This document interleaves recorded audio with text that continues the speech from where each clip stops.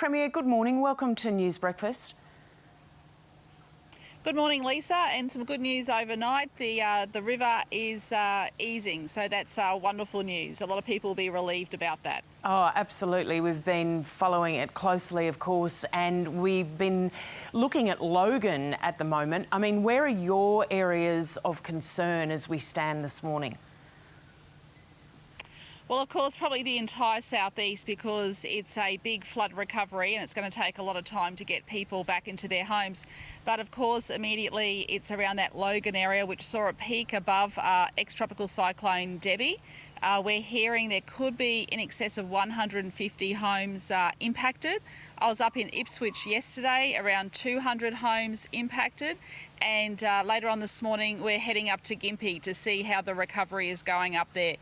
Recognising the Bruce Highway has just opened there to Gympie as well. So at our first opportunity, we'll be heading up there. Look, I know it's early days, but is there any idea what kind of damage bill you're looking at?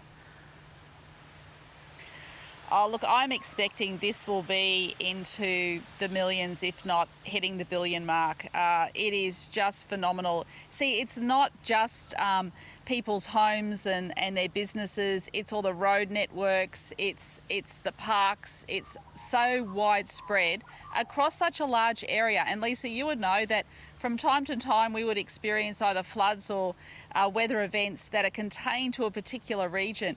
This went right across the southeast, and now we're seeing this system move southwards. We're seeing the impact on northern New South Wales, horrific images out of there, and I understand it's heading into Sydney as well. So a very, very large damaging system, and you know, it sat across Brisbane and the southeast for at least 4 days, longer than we were expecting it to, or as we were advised from the Bureau. I want to get to that point actually, because the Bureau says, look, it can only do what it can do. You've said you were operating on the warnings. Was there some disconnect over what was being told, the warnings that people were getting? People very critical of not being given enough time. Well, there's a couple of things there. The first thing is I can tell you on Thursday we were told that conditions were easing on Friday, and they didn't. And then on Friday the conditions would be easing on Saturday. This was essentially a system that actually just sat over the entire catchments. So not only did it flow into the river, it actually had a huge impact on all of our streams and rivers and catchments leading into the river. So a lot of the flooding is actually along the inland creeks and streams that flow into the river. But you only have to look at what was happening in Gympie, in Maryborough, all the way across the southeast and downwards. Now, about the alerts, what happens is the local disaster management areas are run by the councils. The councils send out those alerts because they do the flood mappings, and then if they need assistance, the state steps in, and then we also put out those warnings. But the interesting thing is, on the Saturday, what we had was, Sunday, we actually had, it was a low peak, then it was a medium, this was advised by the Bureau, and then it was a high. So that was 3 changes in one day, and I can tell you the mapping and the hydrologists were working around the clock to look at those impacts.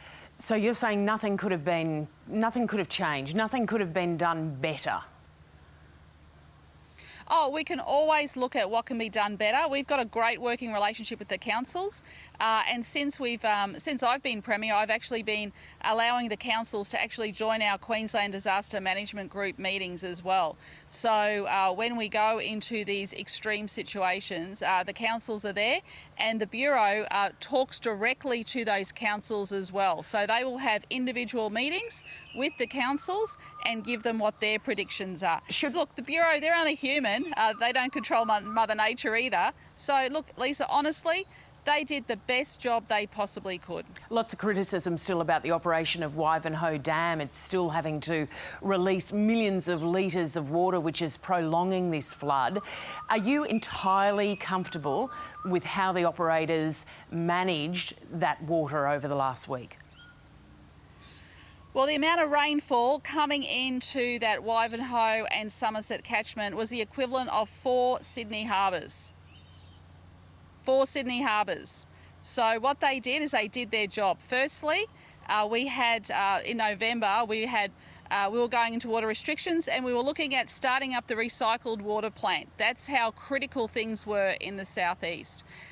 Then what we saw was just before this flood event, we were around 50%, and then it escalated so much rain, bigger than 1974, the highest daily records for 3 days in Brisbane.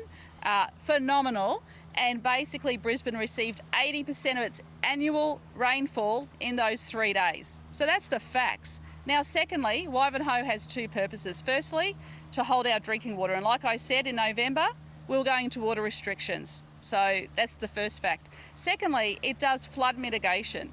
So flood mitigation means that it can actually have that extra capacity to have all of that extra water. Now, in 2011, it was uncontrolled releases. What we're seeing now is it is being managed and it's controlled releases. And that means that the controlled releases will not have any further impact in terms of the height of the floodwaters. They're prolonging it. So it is being released in a control and measured. Well, they have to, because if we don't get the water levels down and there's another extreme event, then there will be flooding.